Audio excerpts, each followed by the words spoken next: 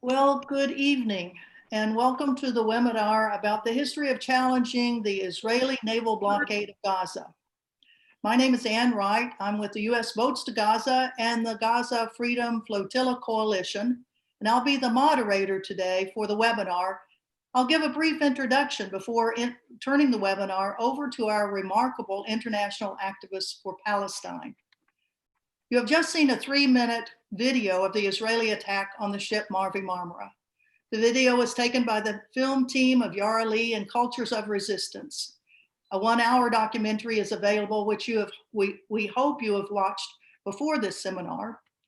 This month is the 10th anniversary of the May 31st, 2010 Israeli military attack on 7 boats that were sailing to bring international attention to the plight of the 2 million Palestinians living under a brutal land, sea, and air blockade of Gaza, and 3 cargo ships that were loaded with humanitarian assistance. Israeli commandos murdered 10 and wounded 50 unarmed civilians on the Mavi Marmara and beat up passengers on all the other 6 boats. This webinar series commemorates those killed in the 2010 flotilla and Palestinians in Gaza, the West Bank, and Israel that have been killed by the Israeli military and the inhumane policies of the Israeli government. Over the years in 2008, 2009, 10, 11, 12, 13, 15, 16, and 18, international solidarity activists have sailed 18 voyages with over 30 boats to break the Israeli blockade. The next flotilla has been postponed from May 2020. It is coordinated by the Gaza Freedom Flotilla Coalition, which is sponsoring this webinar series. The idea of sailing to break the Israeli blockade began in 2008 with a group called the Free Gaza Movement. Their story of the challenges of actually getting boats into Gaza, the first boats in 41 years to arrive in the Gaza City port, the only port Gaza has, is remarkable. And you can hear about this in the first of our series of webinars, which is online now. Earlier today, we had another part of the Gaza Freedom Flotilla webinar series. It was set in occupied Palestine with activists from Palestine and Israel. The recording will be available soon. Today, we will hear from the documentary filmmaker Iara Lee, whose raw footage of the Israeli commando attack on the Mavi Marmara in 2010 was the first footage taken aboard the boat during the attack to actually reach commercial media. Her footage was the first to counter the Israeli media blitz that the Israeli military had faced armed opposition in boarding the ship. I'll be introducing the panelists that we have to take your questions in just a minute. And if you do have questions, put them in the question and answers. We will answer them as many as possible. Our chat will be used for the panelists. And we'd like for all of you all who are on the flotilla, on any of the boats of the flotilla, to put in the Q&A that you are on it. Now, speaking of the panelists, we're going to be having with us is Norman Finkelstein, one of the great scholars and activists for Palestine. He's paid a heavy price for challenging Israeli criminal acts against Palestinians, having been fired from academic positions at universities that came under intense Zionist lobbying for his removal because of his outspoken criticism of the policies of the State of Israel. His books about Israeli oppression of Palestine include I Accuse, Gaza, an Inquest into Its Martyrdom, Method and Madness, the hidden story of Israel's assault on Gaza, The Time We Went Too Far, Truth and Consequences of the Gaza Invasion. We're also joined by persons who were also on the Mavi Marmara when it was attacked on May 31st, 2010. Annette Groth, former German parliamentarian. From 2009, she was a spokeswoman for the human rights of the party of the left in the German parliament, and one of the very few German politicians who criticized human rights violation of the Israeli government and the close cooperation between Germany and Israel. For many years, Annette has been requesting the suspension of the EU-Israel Association Agreement. She is a political activist and author. Kevin Nish from Canada is a human rights activist doing human shield work for all of his life in Gaza, Cuba, Guatemala, El Salvador, and Colombia. Fatima Kimani is from the US, a Kansas City-based attorney, activist, organizer, and mother. She is organized around social justice issues ranging from Palestinian liberation to civic engagement to criminal justice reform, and conducts training and workshops around various community power building topics such as racism, equity, diversity, and inclusion. We hope that joining us is Manuel Tapial, who lives in Montreal, Canada. He's the former coordinator of the Spanish campaign Rumbo a Gaza, and was, of course, a passenger on the Mavi Marmara. We hope we're going to be joined by two other people. One of them is Ismail Sangar. His father was one of the 10 persons that were killed on the Mavi Marmara. He's lived in Gaza and Pakistan, and he's now on the border with Syria with a humanitarian organization. And we don't know whether the internet connection will be good enough for him to join, but we certainly hope so. And also Muhammad Hyatt from Gaza, but he lives in the UK. He now runs the NGO Olive Grove Foundation for Palestinians and other groups affected by poverty, wars, or natural disasters. Helping us field questions are also two very important people of all of this. One of them is Izzat Hashin, who's with the humanitarian organization IHH, a coordinator for the Mavi Marmara, and who's been a consistent supporter of the Gaza Freedom Flotillas over the years. And also Greta Berlin from the Free Gaza movement, who is one of the coordinators of the 2008 and 9 boats to Gaza, and also the 2010 flotilla. Now I'd like to introduce film director Iara Lee, who is an activist, filmmaker, and founder and director of the Cultures of Resistance Network, an organization that promotes global solidarity and connects and support agitators, educators, farmers, and activists to build a more just and peaceful world through creative resistance and nonviolent action. As a filmmaker, Iara has directed and produced several full-length documentaries and dozens of short films over the past decade about Chernobyl, Melanesia, West Africa, Lesotho, Malawi, Russia, Pakistan, Western Sahara, and Kenya. In 2010, Iara and her film team was on the Mavi Marmara and were the only team to successfully hide and retain most of the footage of the Israeli raid, which she later released to the world after a screening at the United Nations, which you saw as a part of the 3-minute video. Iara is dedicated to the support of Palestinian civilians who have become victims of war crimes committed by the Israeli military and who suffer from the Israeli occupation. Iara, thank you so much for bringing your film and all of these people together on the 10th anniversary. Please go ahead. Hi, I'm just seeing the Q&A box and we have a lot of questions already. And thanks for the introduction. I think, we cannot just be outraged at home. We have to really fight and be proactive. I make films, Norma writes books. Fatima is a lawyer, Manuel, and everybody's very proactive. So I would like to just get started with the questions. And Norman, can you talk a little bit about what should we do from the legal point of view? You wrote a book. Can you give us a little intro on that? Let's see, Norman, if you'll unmute yourself. Okay. There we go. Okay, you're fine now. Okay. We've got you. I'll try to be brief. It's a complicated picture right now, and I'll just try to summarize in a few words what's going on. In 2013, the Union of the Comoros, which was the state to which the Mavi Marmara was registered, it filed what's called a referral or a complaint to the International Criminal Court. And the first step in any complaint is what's called a preliminary examination. The preliminary examination went on for about 1 year, and the chief prosecutor of the court, named Fatou Bensouda, in November 2014, she closed the case. She said, although there is some evidence that Israel may have committed, or Israeli commandos may have committed some war crimes aboard the Mavi Marmara, she said the case as a whole was of insufficient gravity to warrant a full-fledged investigation by the ICC.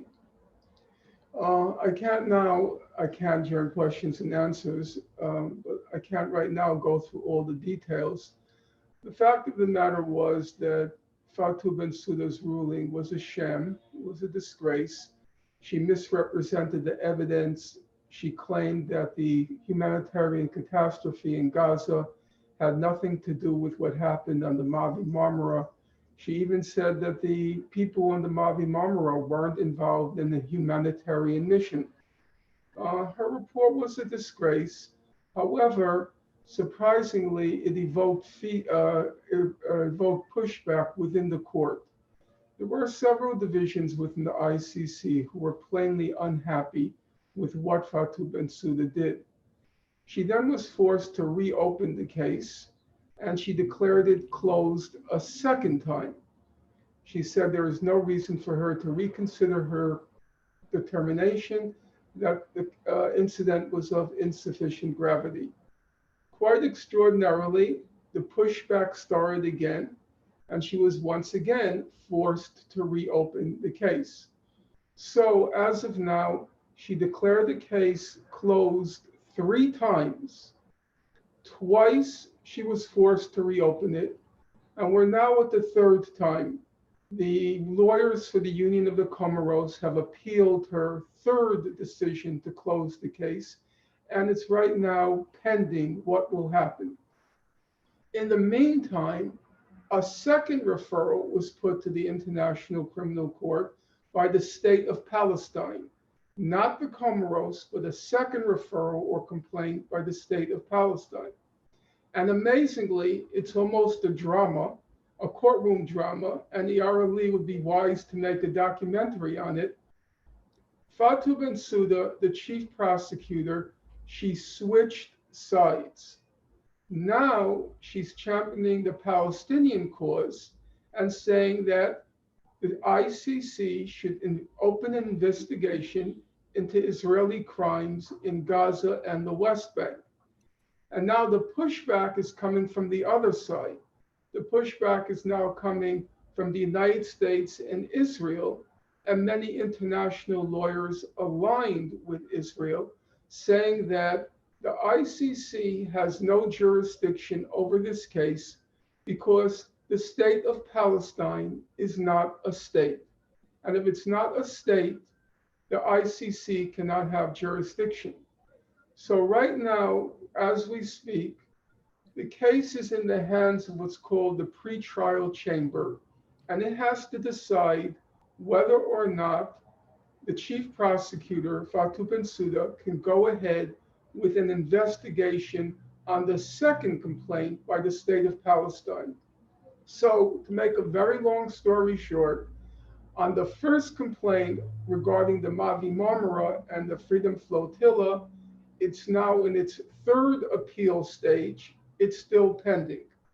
On the 2nd complaint by the state of Palestine, the prosecutor, the chief prosecutor, wants to go ahead, but she can't go ahead unless, or she says she can't go ahead unless the pre-trial chamber tells her that she has jurisdiction over the case. Okay, thank you very much, Norman. And maybe if you can lean up a little more or turn your computer up just a little bit on the next one. We do have a question about whatever happened in Turkish courts to those 10 Turkish citizens that were murdered. And is that, I wonder if you could comment on that. Good evening again. The criminal court in Turkey closed the chapter after the agreement between Israel and Turkey, but the lawyers of Mavi Marmara highlighted the case to higher court, and now we are waiting the final answer from the high court to reopen the cases in criminal court in Turkey. Thank you very much. Now, the Israeli government actually offered a settlement, I think, didn't it? Would you repeat? Yes. Did the Israeli government offer a settlement to through the Turkish government that was not accepted by the families of the murdered passengers? Yes, it happened, but maybe the worse than that. If the cases in Turkey reopened and any compensation decided in the court will be paid by Turkish government instead of Israel. It is a shame. Oh, yes. Mhm. And Ismail is here now. He lost his father in the Mavi Marmara. Can Ismail come on screen? Ismail, can you unmute yourself? Or Amelia, can you unmute him? Yeah, I'm here. Good evening to everyone. This is Ismail, and thank you so much for inviting me to this webinar. And as Brother Izzet mentioned that, unfortunately, the political situation in Turkey is not allowing to activists to strongly to go to the court again, because the important point was here to response of ICC, and what we have seen here, the ICC is also not very much clean. I mean that they were also, there's thanks to Lara, she brought the video and it was very clean, showing everything, the massacre of Israel. But unfortunately, ICC has also not given a very good response. For the Turkey, it is a bit difficult for me to explain because there's political background and government several times invite us for the meeting, and we had a lot of time discussing, but we could not get any clear answer from Turkish government as well. So I don't know what to say, but Brother Izzet maybe can explain us some more. He might have more information. Well, thank you very much, Ismail. We are very honored to have you join us today, and our condolences 10 years after the tragic death of your father, and for the families of the other 9 that were killed. Our hearts go out to you. I know it's been a very difficult time for all of you all. So we thank you with all of your humanitarian work that's going on the Syrian border. So we thank you for being with us. Thank you. Thank you. Thank you. We've had a lot of questions. I don't see too many people that are from the Gaza Flotilla who have let us know, although Jean St. Unge was, he's asking, and he was on the Savoni. Let's see, who else do we have? That's one. We have over 228 participants at the moment. I would like to ask a quick question of Fatima. Fatima, when you were on the flotilla on the Mavi Marmara, what happened to the women on that flotilla, particularly the Muslim women on the flotilla? How many were on that boat on the Mavi Marmara, and then what happened to you in prison? Well, we had a significant number of female participants, mainly from Turkey, as well as international activists.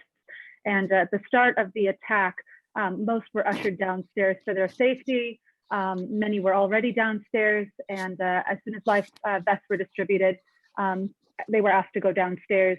There were probably, I think, only about half a dozen of us that were on the upper levels of the ship, while the rest stayed down, as well as the journalists. The journalists were also in their room, and included many female journalists as well.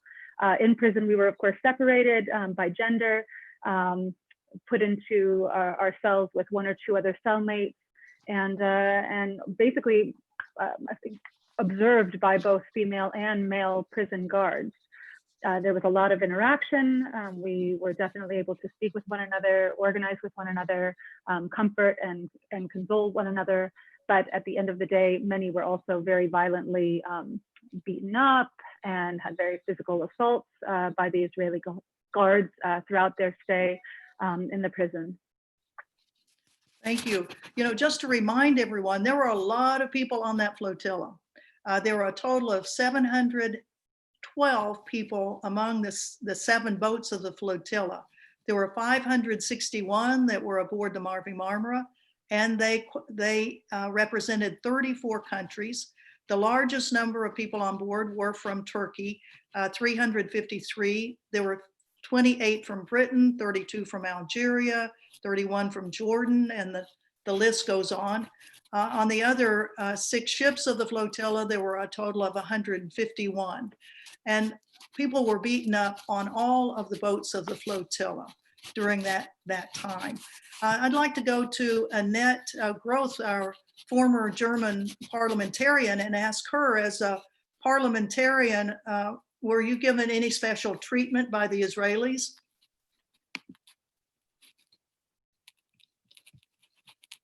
Let's see, Annette, could you unmute yourself? Okay, Oh, now Annette. sorry.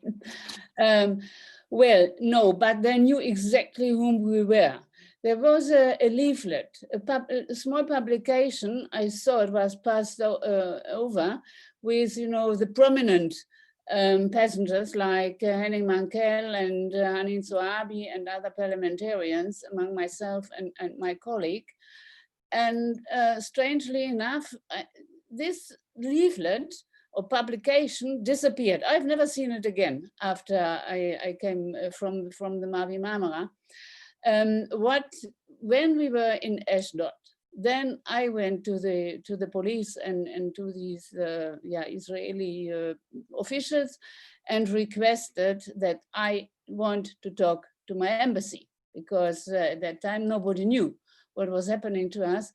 Then they said to me, okay, come back in half an hour later, and I did. And then my female colleague and myself were very quickly released. And then we had to wait and request the release of our 3 male colleagues.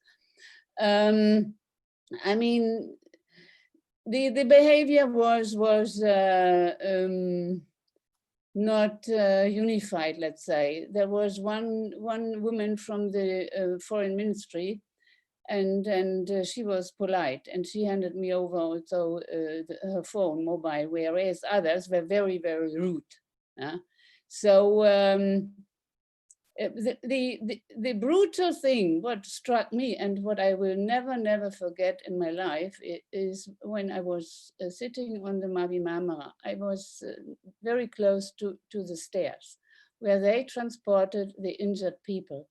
And to my horror, they transported them upside down. That means the feet were up and the head was down. So if you are severely injured, you may risk the life of this person.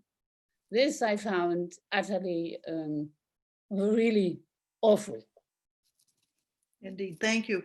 And let me go on to Kevin Nish. I think you had something to do with that pamphlet that Annette was talking about. What can you briefly describe the experience of finding the pamphlet? Yes, the supposed hit list that shows up in yours, and it wasn't a hit list. This came from the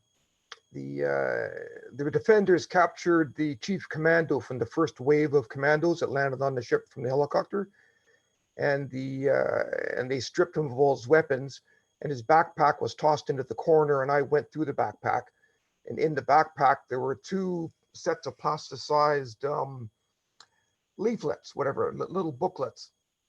One had photographs of all the ships, and then superimposed on each photograph was like a schematic showing how to get into the ship, the passageways, the stairways and whatnot. And then the other set of pamphlets, which I showed on Yara's film, was a list of passengers. I'd say there were prominent passengers to not shoot, I would think. Actually, Greta was on that list, and she wasn't even on the ships. But anyways, yeah. So I pulled it out, and it had it was all in Hebrew, but it showed the photographs, and then each page was for a separate ship, depending on whether you were on the Challenger or the Sefandoni or the freighters or the Mavi Marmara. I think the Mavi Marmara had 2 pages with about a dozen people.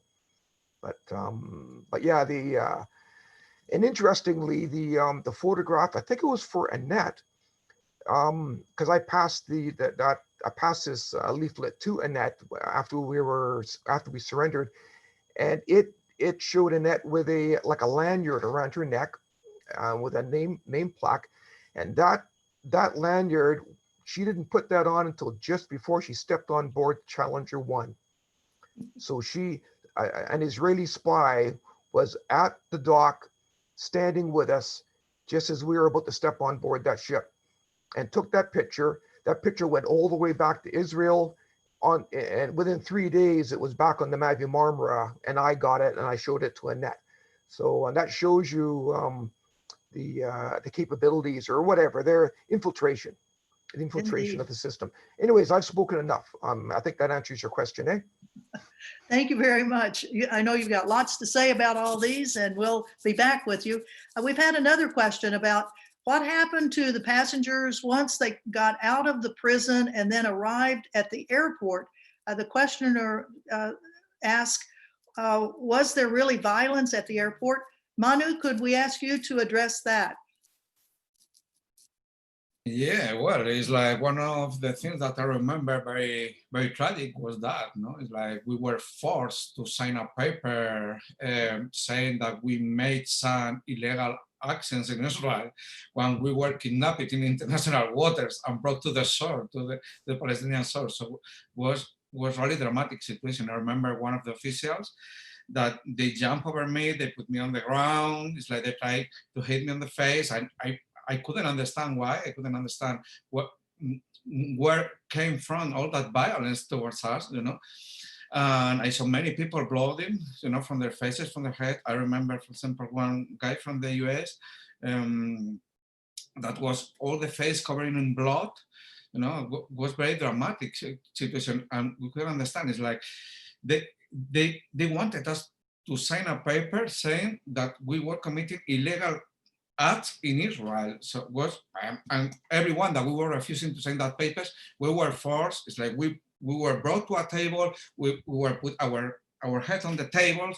We got a pencil on our hands, and they were moving our hands, very violently. It's like trying to force us that, and they were extremely violent. And I remember when I came back to Spain, I spoke with lawyers and I spoke with officials in Spain, explaining the situation, and I asked them, it's like reclaim for images from the cameras, It's like we were being tortured in the airport, to do things that we really didn't want to do it. So it's like, this has to be confronted by the legal means, and nothing happened. They got impunity until now, and yes, it's like they were really violent. It's like, especially with some specific people more than with others. I remember with the Turkish comrades, like they were extremely violent with them, probably because some of us, we were European, we were better treatment than that they had. Yeah. Mm-hmm. Well, thank you. And I will mention my experience. I was on the Challenger 1, which was one of the small boats, and our boat was the first one to get to the Ashdod harbor and then taken into the prison. And then finally, when we came out a couple of days later, when we were finally brought out of this tiny little police van with no air conditioning, and we were out on the tarmac of the airport for hours in the blistering sun. It was hotter than could be inside this van. And when they finally brought us out of the van to take us into the airport terminal, all sorts of scenes of the police. Well, the police were yelling at us. They were throwing stuff at us as women walking up the stairway. And then we observed some of the altercations that were going on where the Israeli security guards were beating up passengers, male passengers on that. So it was brutal from the beginning of the Israeli getting on board those ships. On all of them, people were pushed, their faces were pushed down on the floor. On ours, there was glass on the floor because they had blown out all the windows on the boat with these percussion grenades. And when they came on board, they just threw people on the floor and smashed their faces into that glass and then put hoods over them. So it was violent from the very, very beginning. Yeah. We've had a question, and maybe Greta could help us on this one, since she was a part of the Free Gaza movement. Greta, the question is, have there ever been boats that got into Gaza? Yes, actually, we got in 5 times in 2008. And I think that one of the things we were so surprised about on this flotilla is that we had already set a precedent. We'd already gotten there 5 times. We'd brought people out, we'd taken people in. There was no reason for any kind of violence. Even on the 3, I believe there was the 3 times before the flotilla when our boat was rammed and then it was confiscated, we never expected anybody to be violent. After all, we had gotten in there 5 times and Israel had ignored us because our entire point of view was we were going from international waters straight into the waters of Gaza. There was absolutely no reason for any of this violence, except that they were afraid. They were afraid that we were getting larger and larger. I just wanted to add one thing. When we went that first time, they called us a bunch of aging hippies. We were out, most of us were out of the 1960s, and they thought that if they let us come in, not that we had ever asked them, but if they let us come in, we would go away. And that was a strategic mistake that they made, because all it did was encourage us. And so I think that they felt one of the only ways they could stop this, as it was getting larger and larger, was to murder 10 people. And that's what they did. Thank you, thank you. And Iara, we have a question for you from a friend who said, we're glad you're still keeping you safe, but was the Mavi Marmara this personal, scariest moment that you've had as a resistance filmmaker? Yeah, and you know, the thing is always about the crew members as well, because a lot of times people filming with me, they think they're going to an adventure and they don't realize it's war. But I've been in other situations like 2006 in Lebanon. I was living in Beirut and Israel cluster bombed for 34 days in the summer. I think this white phosphorus in Gaza is also completely like insane. I don't know, you were with us too. Yeah, we were together at in Cairo trying to go to Gaza after the white phosphorus. So it's, I work with a lot of young people who sometimes don't realize, and it was very traumatic because when I was on the Mavi Marmara, my cameraman thought, oh, this is impossible. How can they take over this boat? We have hundreds of people. And I said, you don't understand the kind of extent the Israelis can go through. And please use the small SD card because they're gonna confiscate everything. Don't use the big HD card. And in the convolution, I thought he would forget, but he actually did. And that's why we succeeded in smuggling this footage out while everybody else had everything confiscated. And, you know, but we have to keep on going. I mean, as a filmmaker, like we saw today, like, you know, what happened in Minneapolis, because there was a camera, you know, now we have an uproar all over the US for George, you know, this whole institutional racism we have in the US. So it's very important for us filmmakers to have a camera at the right place at the right time, because that can show the world what it would go completely like, you know, unperceived if there is no camera. So I advise young people to keep on going, because at the end of the day, it's about having ways of witnessing and sharing with the world, like what happened to us on that deadly night in the middle of international waters. It was indeed the scariest thing, because, you know, when you see 9 people, you know, coming and being lied down right next to you, and you don't know what's happening to your film crew, and you see people screaming and you hear the shooting. But I never had a moment of fear. It was always outrage. And this is what I continue to feel, outrage. But I think we should always transform our outrage into action on the ground. Thank you. And we've had a couple of questions and comments from people that were on the Mavi Marmara. Paveen says the repeated strip searching was so humiliating. And then Ismail, the other question is about the long-term psychological effects of what happened to people that were on the boats. And of course, you as a family member of one of the 10 that were killed have such strong psychological challenges with the death of your your father.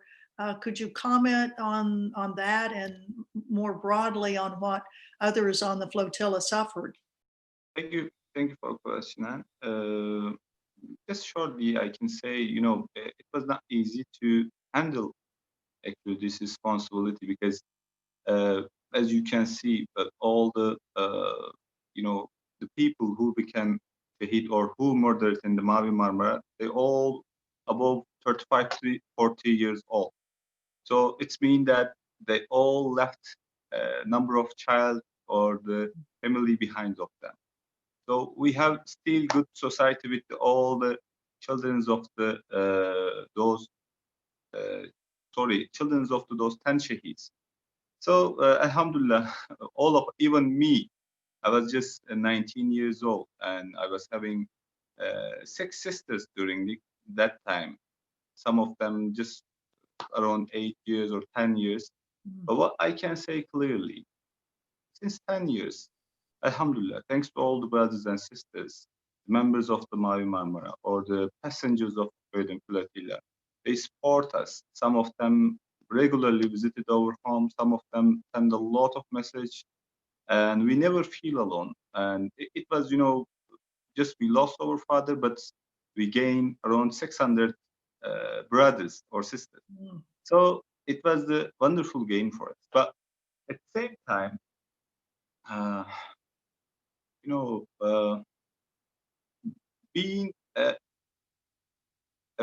like be relative of some murdered people has given you a lot of responsibility. Like right now, the Mavi Marmara or the Freedom Flotilla has open mind of the Turkish people. I don't know what's going on in international level, but I can clearly say that after Mavi Marmara, Turkey people or the Turkey public has started more action against against Israeli occupation.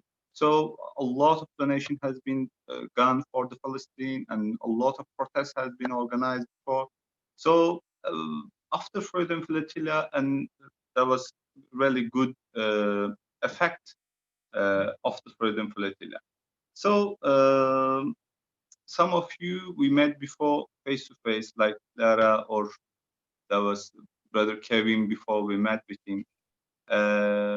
Alhamdulillah, I got a lot of positive feedback from them, because what I believe that and what I have seen that this is not something and religious movements, and there was the Jewish, the Christian, the Muslims, or from the different society, from the different culture, from the different religion. A lot of people are in the Freedom Flotilla, and this really has given us a clear message that the problem of the Palestine or the occupation of the Palestine, not only problem of the Muslims or the Muslim countries, it is the problem or responsibility of the all over the world, regardless of his religion, regardless of his belief.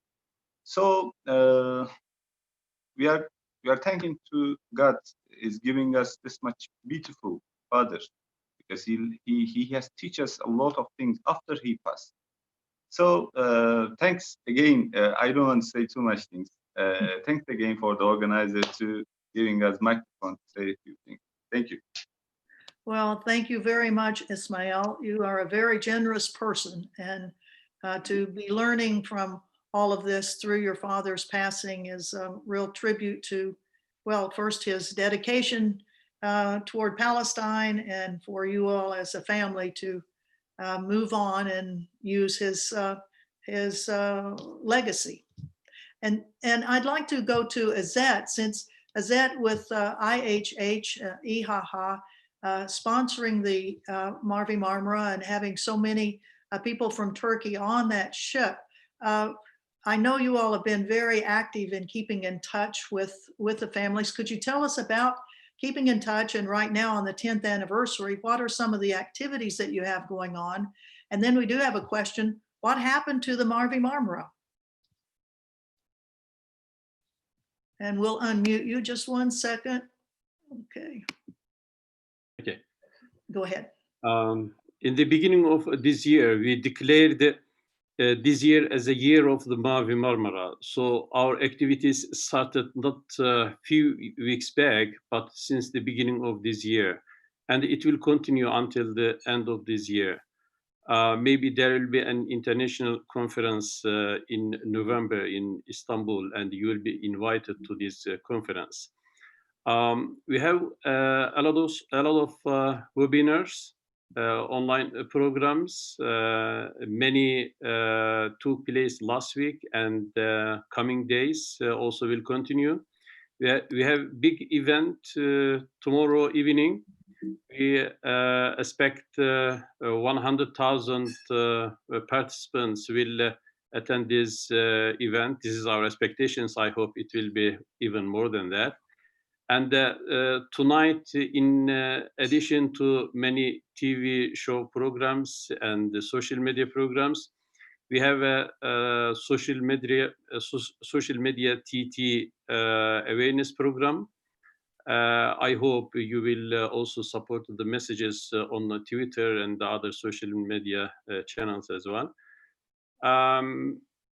For the Mavi Marmara boat, actually, since the Mavi Marmara returned to Istanbul, we tried to make it a museum, a freedom museum, as we consider it is the symbol of the freedom, not only for people in Gaza, but maybe all over the world. But we couldn't convince the authorities in Turkey to keep it as a museum.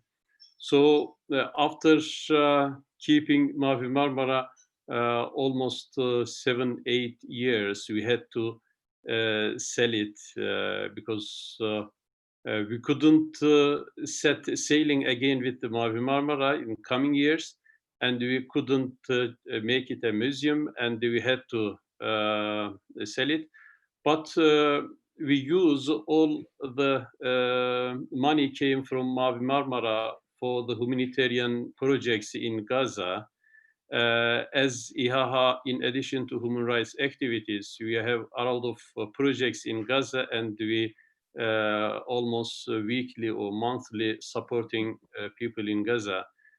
Just 16,000 orphan children receive monthly relief from IHH, and we are supporting all kind of these humanitarian projects.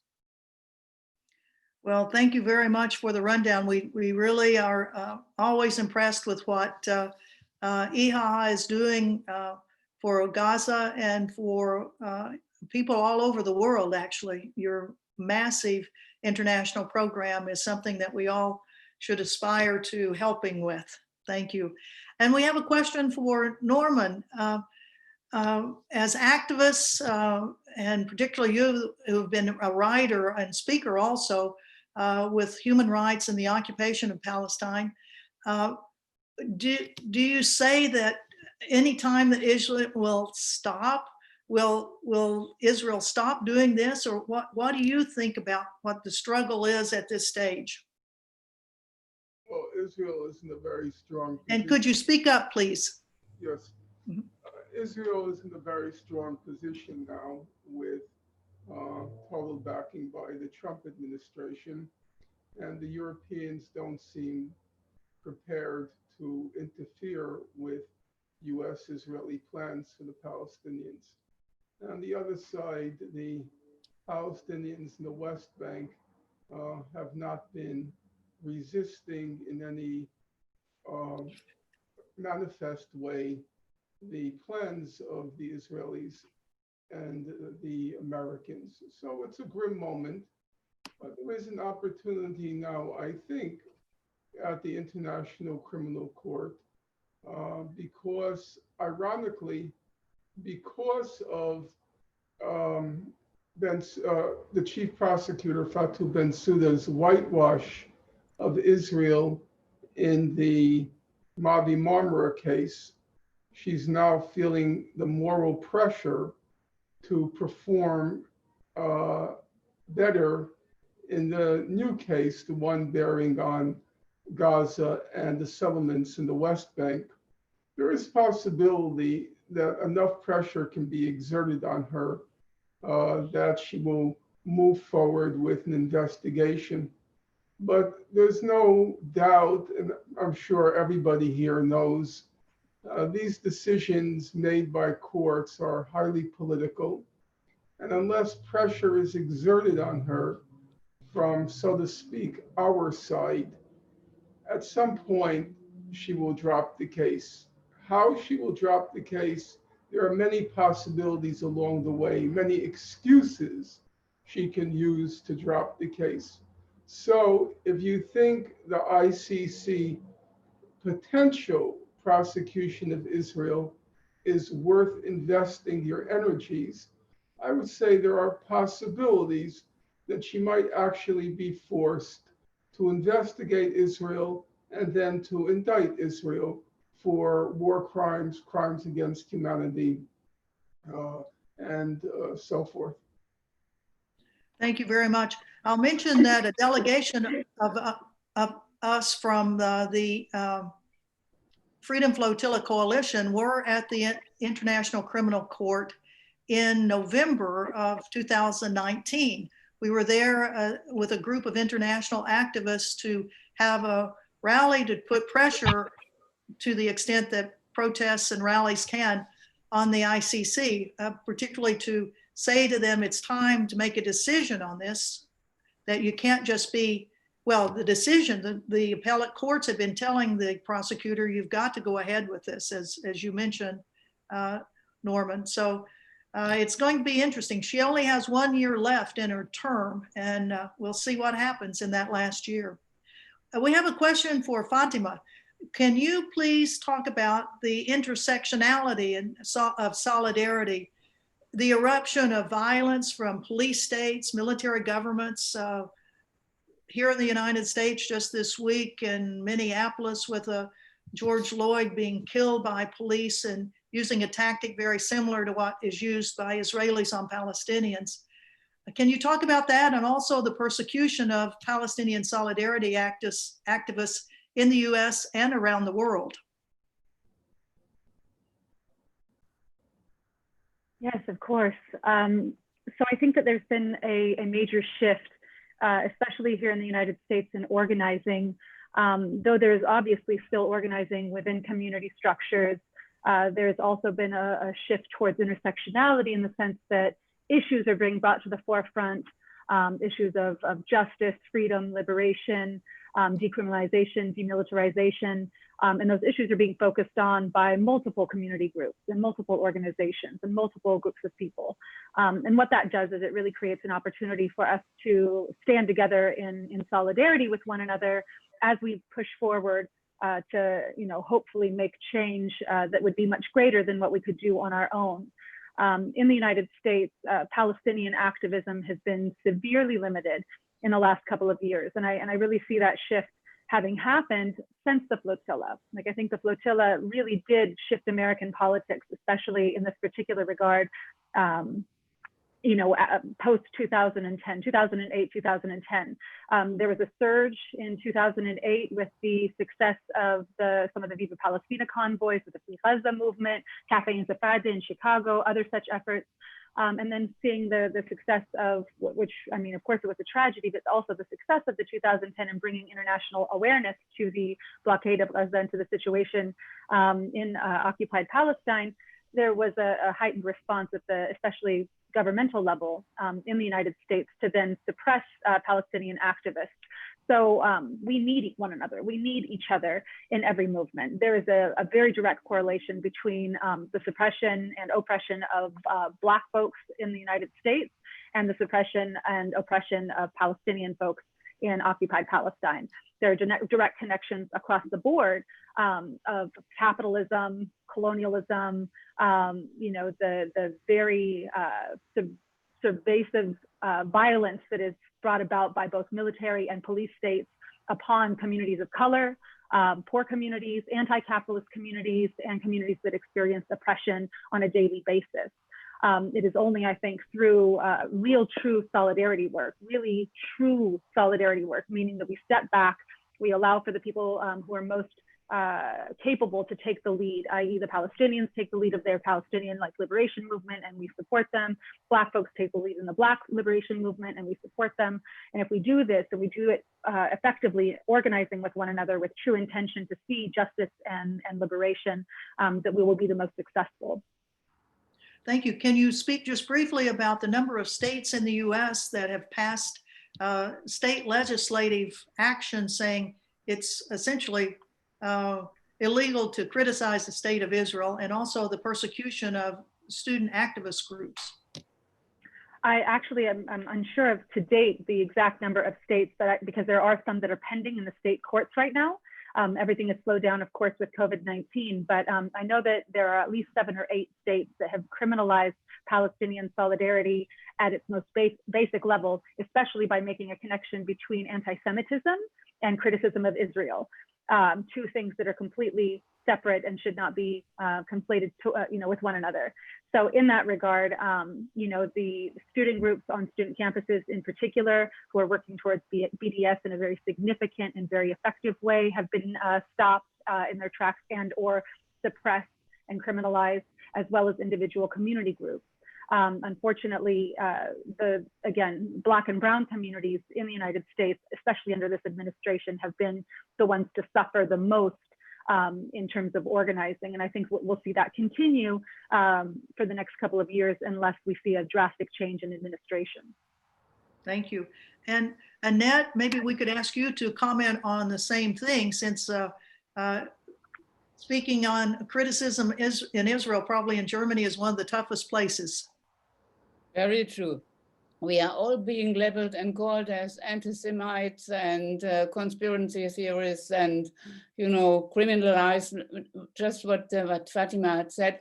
For us, it is extremely difficult now to find a public room where we can have organized public events, panel discussions, showing films, or even concerts, and so on and so on. It's a disaster. So we have several court cases at the moment. And there was one hearing in Munich, which is for us the most difficult town, maybe.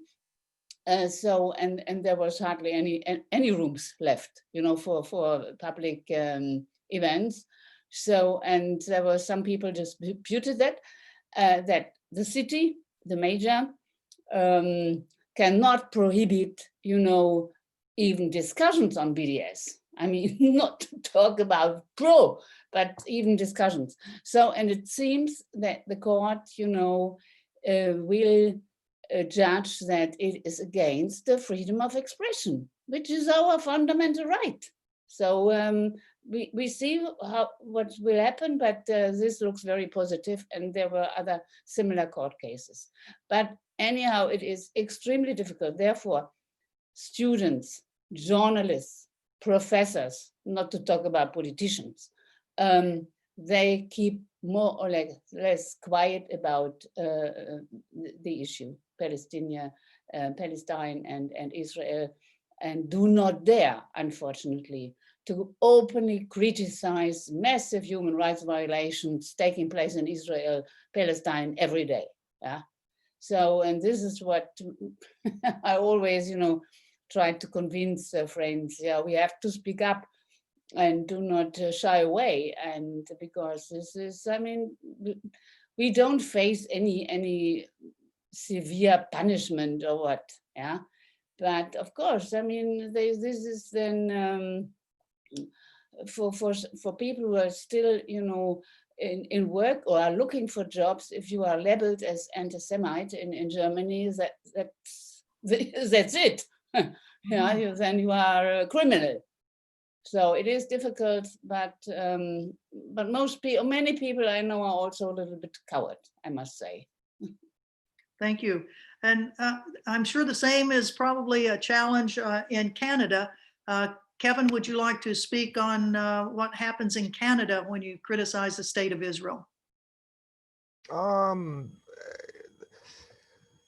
Well, the government's tried to make it illegal to take an anti-Zionist position. The right-wing conservatives that were in power in the federal government, they attempted to pass legislation that would make it, that would equate anti-Semitism with anti-Zionism. And they tried to, but it didn't get through, thankfully. But yeah, you are attacked. I've been physically attacked. I brought an Israeli soldier, a fellow who was a resistance fellow, a very fine gentleman. I brought him to Victoria and brought him to a dinner to meet with moderate Zionists in Victoria, and I got attacked at the dinner. An extreme Zionist came in and assaulted me right in the restaurant. So it's well, I mean, when I came back from one of the flotillas, when I arrived in Toronto, there was the Jewish Defense League had a half dozen nutballs waiting in the lobby for me.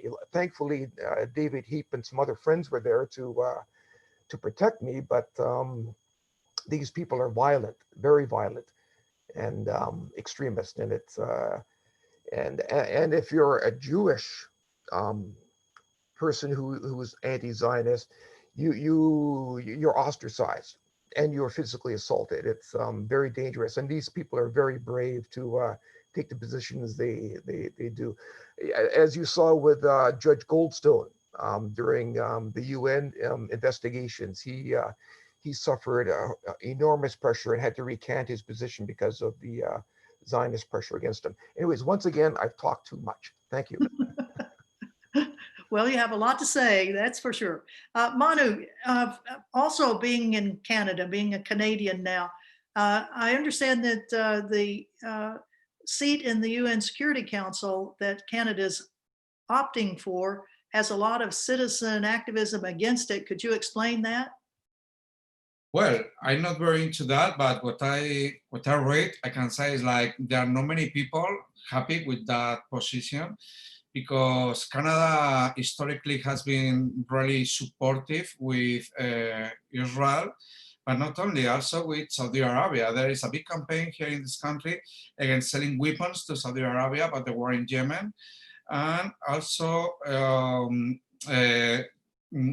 the support that has been given to Israel, it makes that many bases from the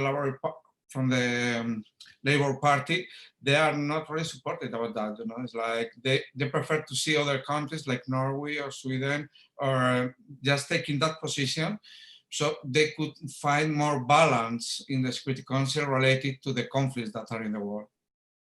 Well, thank you. And I think one of the issues is also that the Canadian government is like the US government, totally supports whatever Israel wants to do, the Palestinians, and a lot of activism going on around that specifically. Yeah. Well, let's go back to our filmmaker. I mean, she's the one that brought us all together with her film on the Mavi Marmara. Iara, has any, I mean, I'm sure the goal of every film that you make is to create discussion, interest and all. Is this the one that has created the most interest around the world, or? Yeah, more than 500,000 people downloaded this video when we got out of jail, and I think it was the only material available at that time after the assault. So for sure. And I think what's amazing is that this event, because we had so many international people, created an international uproar, you know, like when the Israelis kill with white phosphorus or cluster bombs, the Palestinians or the Lebanese, the world seems to just watch and do nothing. But because we had so many international people, we had, you know, the attention of the press, and that just proves how important it is for us to solidify this movement, this global solidarity movement, not just for Palestine, but Kashmir, West Papua, Tibet, all these occupied areas, Western Sahara. So I've been making films about all these different occupations and how we can create this network and work together against occupation across the board. Thank you. And I'll mention that Fatima has written us back. And in fact, Fatima, do you want to tell us how many US states have passed this anti-BDS legislation? Sure. I apologize that I was completely off in my recollection, but there's actually 31 states in the United States have passed some sort of anti-BDS legislation, and though they target it at the boycott, divestment, and sanctions movement, it uses language that also defines anti-Semitism and also criticism of Israel to tie those three things together, so that if one is supporting BDS, including teachers who want to take on new contracts, are being asked, even in my own state, to sign off on a piece of a document, a contract with state employers that says and specifies that they will not partake and or support any BDS efforts whatsoever. And we've had numerous lawsuits, that have come up throughout the states that have tried to enforce these laws, but they still exist and they are passing pretty quickly. Thank you. Thank you. We've had a couple of questions like, will the information that we are referencing that perhaps may be up in the chat and other things that are in Q&A, we'll be making a transcript of this that we can send out to you. And yes, at the end of every one of the webinars, we've usually put in various information that we've put into the chat. So you'll be able to get some of that. We've had another question that's very interesting about long-term relationships in terms of what the attack on the flotilla meant for various countries. And I know for the US, of course, it meant that the US government supported whatever Israel wanted to do. But Zed, could we ask you from the what happened with the Israeli-Turkish connection after the Mavi Marmara, and then now 10 years later? Right after the Mavi Marmara attacks, Turkey cut all kind of relations with Israel. I think I shouldn't say all kind, but the political and the diplomatic relations, but the trade between two countries continued and even increased after attacks. Turkey, to fix the problems between both countries, Turkey asked three conditions: an official apologize, and lifting the siege on Gaza, and compensations for the martyrs of Mavi Marmara. On papers, Israel did all three conditions, but in the end, after 13 years, we see still there is a siege on Gaza, and even worse than that, especially these COVID-19 days, and the coronavirus targeting Palestinian people in a very small area, and more than 2 million people. And we are not able to send them what they need to protect themselves against coronavirus. So Turkey almost freezed the relations with Israel. Officially they do not declare that they don't have any relations, but practically there is no relations between Turkey and Israel. Because of the pressures on Turkey, from not only from Israeli side, but also from United States and other countries, Turkey closed the cases in Turkey or Turkish Criminal Court.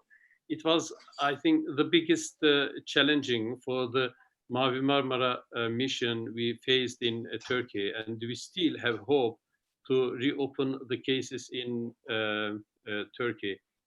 After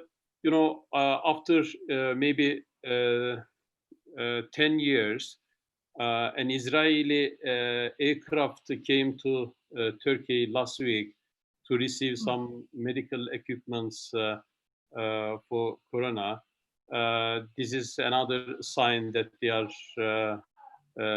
maybe minimum level, but still keeping the relations between both. Well, thank you. Thank you. And Norman, could we ask you to comment about some of the latest bad news coming out of Israel, and that's the discussion about annexation. West Bank, Jordan, all of this that just is horrific to hear any discussion at all about. Could you talk about the possible annexation that the Israeli government is referring to? Well, first of all, I'm not fully convinced it's horrible. There are arguments on both sides. Israel has effectively annexed the West Bank. The occupation has now gone on for more than a half century, for about 53 years now. There's no plans by the Israeli government to end the occupation of the West Bank, and therefore it's effectively annexed it. So the question is not whether Israel will annex the West Bank. The question is whether Israel will de jure, according to the law, annex it, because it has de facto facts on the ground. It's already annexed it. And so then there's, arguments to be made on both sides. Some people say it's better if they formally annex the West Bank, so there's no longer any controversy about the reality. That we will no longer pretend as if we're moving towards a settlement of the conflict, that it's a done deal. Israel has formally annexed the West Bank. And there are others who say that the formal annexation of the West Bank will embolden Israel to even more ruthlessly gobble up land there. Exactly what will happen remains unclear. I think it is true that Netanyahu, the Prime Minister Netanyahu, sees an opportunity with the Trump administration. He keeps saying such an opportunity won't come along again. And that's true. The Trump administration is prepared to rubber stamp whatever the Israeli government does. On the other hand, the very last thing Mr. Netanyahu wants is more Arabs in a Jewish state. And if you annex the Jordan Valley, you're effectively saying you're annexing the whole West Bank, because the Palestinians will be then between the West Bank and what's called the Green Line. And so you're effectively annexing the whole West Bank. And that's going to create problems for the Israeli government, because the question will obviously arise, if they're within the state of Israel, then they should be given the right to vote. How can you not give them the right to vote? If you deny them the right to vote, then it's a de facto apartheid regime. Well, not just de facto, excuse me, it's de jure, according to the law, apartheid regime. So I don't think Netanyahu, Prime Minister Netanyahu, wants to do that. So my guess is at the end of the day, come July, he'll annex the settlement blocks, that is the area on the so-called Israeli side of the wall they've built. That's about 10% of the West Bank, including some of the best agricultural area, including Jerusalem and its environs, although Jerusalem has already been annexed, legally annexed or officially annexed. So my guess is he'll probably settle for the settlement blocks, and then everybody will give out this sigh of relief. Well, thank goodness he didn't annex the whole of the West Bank, and so there's still a possibility for a Palestinian state. That's what I think will happen. Either way, we shouldn't be talking about will he annex. It has been annexed. It's been annexed, at least you'd have to say, for the last several decades, where Israel has made clear it will not end the occupation according to international law. Thank you very much. Thank you. Annette, we have a question for you concerning speaking out, speaking out in Germany. And do any academics actually speak out against Israeli politics? And also, are there some journalists that have the courage to go ahead and write about challenging Israeli policies? Yes, there are still some journalists left who who dare this and take up this issue. Now, recently we had an interesting discussion about Achille Mbembe. He's a Cameroonian post-colonial expert, one of the most prestigious scholars in this field. So he was called an anti-Semite, and because he somehow compared South Africa apartheid regime with Israel. So, and then the whole, you know, all the big newspapers, you know, had debating this, because that was, I guess, after musicians, authors, famous international known authors and others, that was now the first time that really a prestigious scholar and focusing on post-colonial attitudes and studies had accused of being an anti-Semite. So there was an open letter signed by 700 international scholars and authors and I don't know, very famous people, requesting the withdrawal of we have, you know, now in every country in Germany, 16 of them, so-called counselors for anti-Semitic issues. Yeah. So and the one who is the advisor to the Merkel government, he also requested, you know, that a team member should be not invited to discussions in Germany, etc., etc. So these international scholars requested the withdrawal of Mr. Felix Klein. This is his name, you know, advisor on anti-Semitic issues to Merkel. And there were some journalists who really gave wrote wonderful articles. But concerning the scholars or academics, I was more than shocked, I must say. I would not have never expected that the General Assembly of Directors of 268 universities adopted the controversial Iara definition on anti-Semitism. This is now too long, but I mean, and then they supported also the labeling of BDS as being anti-Semitic.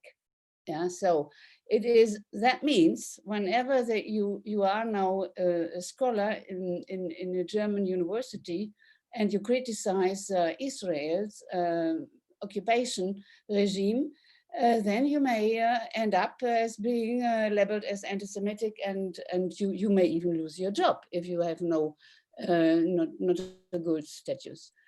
So what is Israel has really managed, I guess, in all of our countries, to criminalize BDS movement and to make it very difficult for all of us to adhere and to support BDS. Yeah?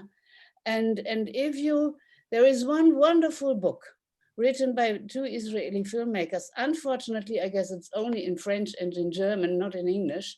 Legitime Protest legitim, and they unfold, you know, the strategies the Israeli government follows to really to criminalize BDS, and this is extraordinary, as well as to undermine international law. Yeah, and there it comes, what Norman just said about annexation. It is now on the international community and our governments to really take a firm position on this. Otherwise, I'm afraid we are losing out completely international law. This is still what we have on our side. But once, you know, the Europeans accept annexation, then poof. This would be the biggest flow against international law. And the erosion started with Jerusalem as being the capital of Israel and so on. And then Trump declared the illegal settlements as being conform with international law and so on. And annexation is now the culprit of it. So, and I have my hope on Luxembourg, who's a tiny country, but they have a very good and courageous foreign minister, Mr. Asselborn, who recently, you know, presented to his colleagues, you know, in a resolution concerning the annexation, and they said, yeah, this would even end in an apartheid regime, and they request to stick to the two-state solution, as this is still, you know, the Europeans' position, and not to, and urged Netanyahu and also Trump not to annex. So therefore, then it comes again to many agreements the Europeans have with Israel, like the EU-Israel Association Agreement. Yeah? There had been quite a big international campaign a couple of years ago to suspend this agreement, because Article 2 obliges all partners, you know, to respect human rights and democratic principles. I mean, and this agreement is being violated daily, 1,000 times, not only by Israel, but also by some EU countries. So we could have, you know, some action, or we have to develop action, the activists, and try to get some politicians on board, really to challenge this and to open, start a big protest. Otherwise, I'm afraid, I'm quite pessimistic. Thank you very much. Thank you. Let me just ask, is Muhammad Hyatt with us yet? Has he been able to join us? I don't see him. He is from Gaza and lives in the UK. But we have, unfortunately, he's not been with us right now. I want to read something that one of our other people from the Mavi Marmara, who is not on the panel, but she wrote herself. She's from the UK, Parveen, and she speaks about being on the Mavi Marmara and not knowing anybody on it, having been invited, being on it. But she talks about just the ordinary people that were on it. You know, the Israelis keep saying there were terrorists, there were all of these people that were, you know, the planned violence that was going to happen. And in her comments here, she says, you know, these were just ordinary people that had come on board because of their concern about what the international community was doing to the people of Gaza. We just have about 10 minutes left, and I wanted to ask if there are any specific things that each of the panelists would like to make sure that they get in before we end. And if I could start with Ismail, please. Thank you so much. Again, you know, for the Mavi Marmara, what we can say actually, we have to be very realistic. I believe that the Freedom Flotilla has done its responsibility very well, because from all over the world, all the people has supported this flotilla, and this is something wonderful for us. But you know, I believe this is the time to speak or think about the next step, because some of the Israeli authorities has already published their plan for the two-state solution. I believe it is the official name, two-state solution. And right now, there's a huge plan about the Gaza to maybe to shift Gaza to maybe eastern side, or to create two-state, or support there for the trade or something, and cover all the place with the Israeli securities. But what we know that this plan cannot work, because there's no freedom for the Palestinian here, there's no freedom for the Gaza people here, and Israel just doing a silent massacre here. So I believe that this is the time, this is the, you know, exactly time to speak about what should be next step. And yeah, maybe we cannot go again by boat, but we have to think about how we can go by walking, by bicycle, or by airplane or by different things. So I believe this can, keep us positive, because the Mavi Marmara has done his responsibility. And unfortunately, there was a lot of political game, even in Turkey, even in international level. It's not let us to make the Mavi Marmara Museum. But I believe that we still remember very freshly what happened there, and we still very well know what is our responsibility. Thank you so much for all of it. Thank you very much. And again, our sympathies to you and your family on the passing of your father 10 years ago. Izzet, would you like to have some closing remarks? Yes, I thank you for organizing this event. And if Israel allowed 10 years ago Freedom Flotilla boats to reach Gazan port, maybe few days we supposed to speak about this event. But because of their mistake, now everybody became a Palestinian, and everywhere, all the ports became likely Gaza. So it was a big mistake, and we really wish Israel stop this violence and siege on Gaza and violating human rights in Palestine. I would like to mention just two events taking place now. The first is now the TT campaign. It became almost a fifth top trend in Turkey, the campaign on Mavi Marmara right now. You can, after the event, you can even follow and share these messages with the hashtag of 10 years since Mavi Marmara. 10 years since Mavi Marmara. This is the first. The second, tomorrow at 10 p.m., there will be a short movie show or short film show on IHA's website. The name of the movie is Signal. Remember, Israel tried to cut all broadcastings from Mavi Marmara, and they succeeded in the beginning. And with the success of our colleagues on the boat, they used the second channel and broadcasted all the crimes of Israel on Mavi Marmara. So the story will talk about the signals and will start 10 p.m. tomorrow evening Istanbul time. Thank you once again. Thank you, Izzet. Kevin, how about yourself? Your comments.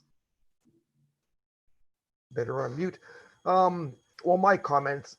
I just like to say that there's another ship going. There's been ships going ever since the Mavi Marmara, the Marianne of Gothenburg, the El Adwa, the Tarir, and there's another ship going from Scandinavia in the spring.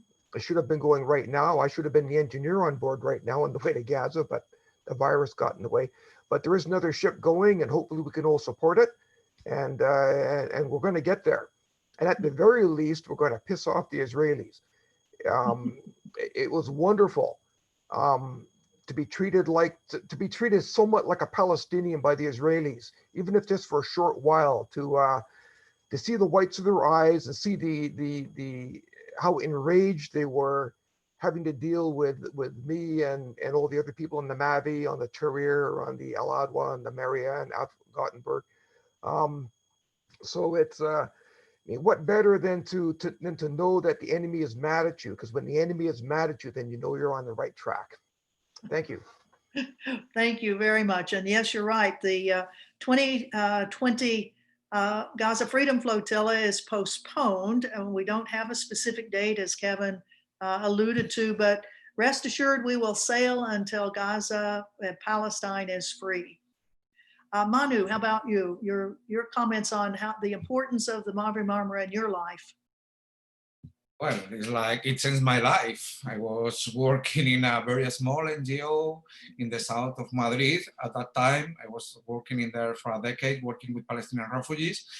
And I would like to remark that it's like we're talking a lot about Palestine, but we should put, or at least highlight, that 4 million of Palestinians, they are living outside their land. They were kicked out. by Israel. Many of them, they are living in Lebanon in a very poor condition. Just I wanted to highlight that, and I'm going back to Iraq. Well, it's like, for me, it's in my life. It's like I was living very isolated and thinking that we were really little people working solidarity with Palestine, you know, until I found people from more than 40 countries, all together in the same boat, different fears, different ideologies, different feelings, but all united for human rights. Was an amazing experience. Was like, well, can't explain. Was like a small United Nations in a small boat during a few days, learning a lot with many different people with many different backgrounds. And also was an awakening. It's like we awake about how rude and brutal can be the enemy that we're confronting, you know. Like we thought that Israel would not brave enough to attack this humanitarian flotilla, this humanitarian ship. It's like we've been treated, as Kevin said, as Palestinians in our own bodies. It's like, it was an honor at that time, you know, to be treated like that. It's like, it means like we were doing great things, important things, you know. It's like we were leading as civilians something that our governments, they were not brave enough to do. It's like we in Spain, we were treated as enemies by our own government because they were saying we were interfering in their international political affairs, you know, as it's like they were not considering the most of the Spanish population that we were supporting Palestinians. We're supporting Palestinians as civilians, but any government in my country, they were acting, they were asked to do by us, by the civilians, by the normal populations. And I don't want to stand myself just to say, it's like, I have one thing on my head that I will never forget. And was like the scare of the diplomatics that they are working in Israel. When I was in Beersheba, in the prison in Beersheba, the Spanish consul came to me, it's like, sign any paper they give you, run out from here.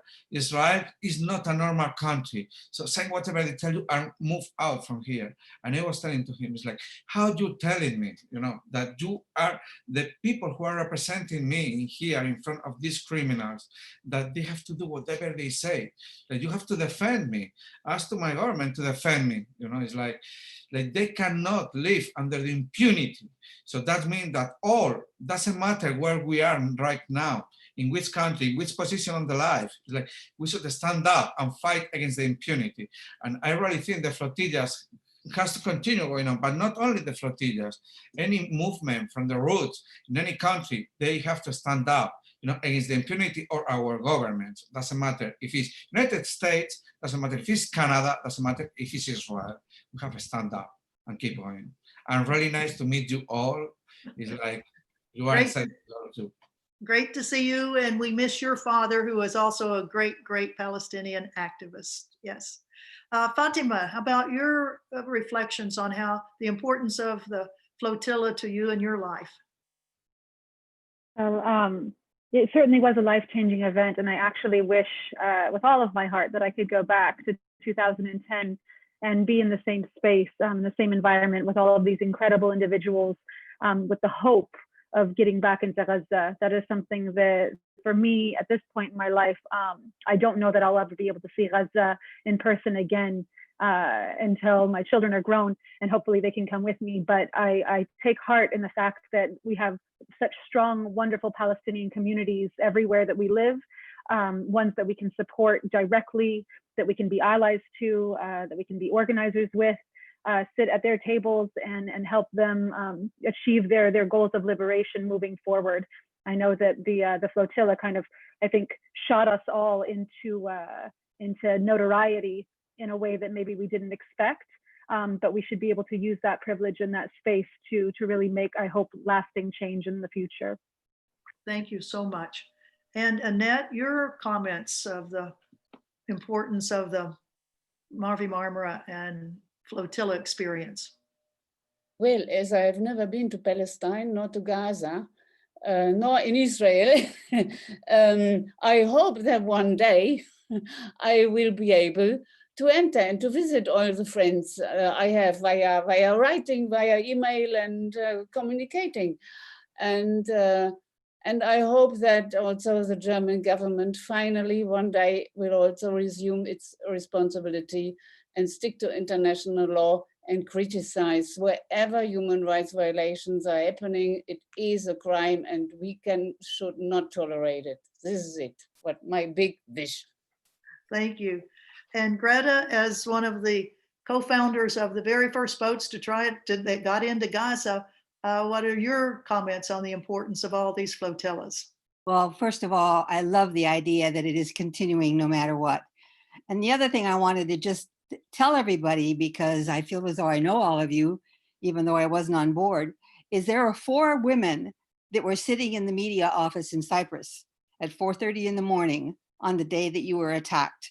Hetty Epstein, Mary Hughes Thompson, Audrey Bomsey, and me. And it was 4 women who were over 70, I think, who were trying to handle the huge machine of the Israeli PR. And that is all that they had. This is all that was available for the Western media, were the 4 of us. We had 6 languages between us. We never slept for 3 days. We didn't know what had happened to you. We were in the middle of watching you, and we watched everybody. We watched the soldiers come down the back of that, I think it was the back or the front of the Mavi Marmara, and it was cut off. We didn't know whether you were alive. We didn't know what had happened to you. And I want to thank the partners in Israel who helped us by monitoring the radio of the Israeli military for giving us any kind of information that we were able to give to the media in the West. And from our point of view, watching you, and now even meeting you on here, some of you I know quite well, I just wanted to tell you how brave we thought you were and how brave we think the Palestinians are. And I hope this continues. And one thing that we're thinking about was Free Gaza is maybe hot air balloons. I mean, it's the sea, it's the land, and we need to tackle the air. So think about it. All right, Greta. All these good ideas, indeed. Thank you very much. And Dr. Norman Finkelstein, would you please honor us with your comments about what to be expecting out of all of this? Well, right after the Mavi Marmara incident, the international community began to use the same word. They said the situation in Gaza is unsustainable. And in fact, it was unsustainable. There were some tweaks made in the blockade, lots of things which had been banned up until the Mavi Marmara were now able to get into Gaza. Things like chocolates, chips, chicks, baby chicks now could get into Gaza. Those are all lethal weapons, and until the Mavi Marmara, Israel had to ban them. But after the Mavi Marmara, there were some changes made. But for all practical purposes, the blockade remained on crucial things, such as cement, to rebuild after the destruction of Israel's various murderous operations in Gaza. The situation became so unsustainable that beginning March 30th, 2018, the people of Gaza engaged in mass nonviolent civil resistance to try to get the blockade lifted. And it was very heroic resistance. The Israeli snipers along the perimeter fence with Gaza were systematically, methodically killing Palestinians. They were targeting children, they were targeting journalists, they were targeting medical personnel, they were targeting people who had physical impairments. They were first killing them in large numbers, but when they realized the public relations from that was causing them problems, they began to target the kneecaps of the Palestinian demonstrators so it wouldn't be tallied as deaths, though for Palestinians in Gaza it was a death sentence because it meant life-changing wounds. such that they would never be able to be gainfully employed again, or get married for that matter with these kinds of wounds. And unfortunately, and I think it's important that as we praise ourselves, we also engage in not so much self-criticism, but try to learn lessons. The international solidarity movement completely abandoned the people of Gaza during the Great March of Return. There were no demonstrations, none. There was no solidarity whatsoever shown with the people of Gaza.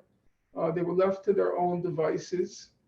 Even on days when we knew there was going to be a big massacre, say May 14th, the day before, there were maybe 10 people out demonstrating in front of Chuck Schumer's office, the Senate minority leader in New York.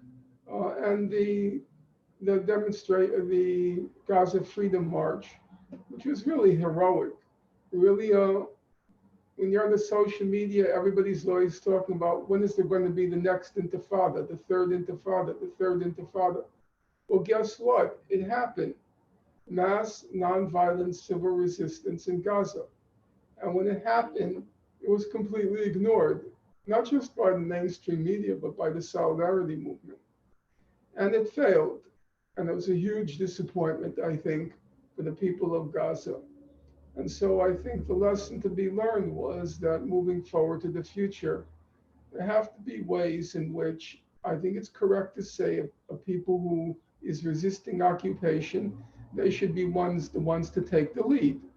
And they did take the lead. They took the lead in Gaza.